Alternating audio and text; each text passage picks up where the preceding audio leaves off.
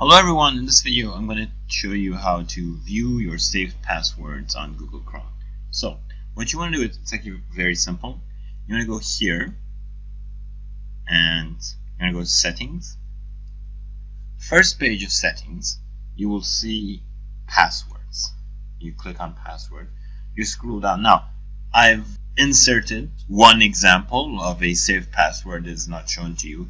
Usually if your browser is a browser that you've been using for a long time, like 6 months, you'll have plenty of saved passwords. Everything you've saved will be here. So just take this as a test, and then you want to click on Show Password. Now on Windows, the Chrome will ask you for your login PIN number. So this is my login PIN number. This is the password or the PIN that I use when I enter Windows. So.